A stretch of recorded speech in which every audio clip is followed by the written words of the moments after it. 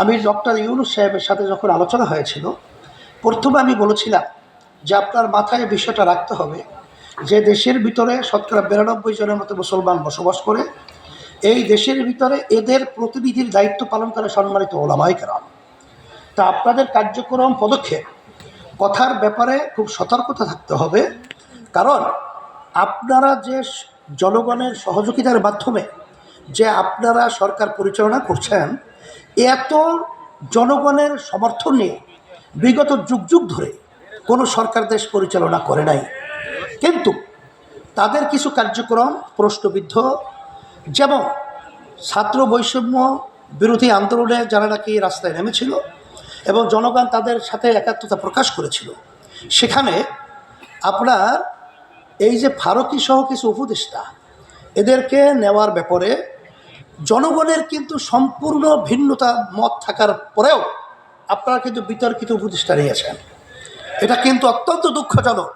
তবে আমি বিএনপি সহ সকলকে আমি বলবো যে সরকার কিন্তু ৩-৪ মাস যেতে না যেতেই আমরা বিভিন্ন পর্যায়ে যারা রাজনৈতিক দল মাঠে ময়দানে কাজ করছি, আমরা আসলে দেশ সুন্দর করার ব্যাপারে, সুন্দর একটা কল্যাণ রাষ্ট্র হওয়ার ব্যাপারে আমরা সবাই ঐক্যমতে তাদেরকে সহযোগিতা পরামর্শ সহ সব ব্যবস্থাপনা করা এটা আমাদের নৈতিক দায়িত্ব।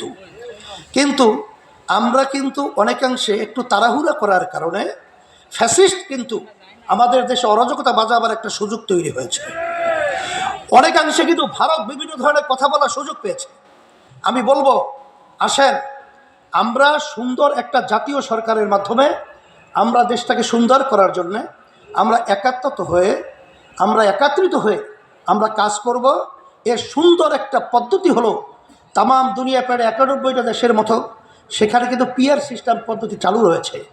বিগত 53 বছরে এদেশে যে পদ্ধতিতে নির্বাচন হয়েছে, এই নির্বাচনের মাধ্যমে যখন এককভাবে ক্ষমতায় থাকে তখন কিন্তু ফ্যাসিস্ট তৈরি হয়, তখন কিন্তু খুনি তৈরি হয়, তখন কিন্তু জালেম তৈরি হয়, তখন দেশের টাকা কিন্তু বিদেশে পাচার করার পরিবেশ তৈরি করা হয়।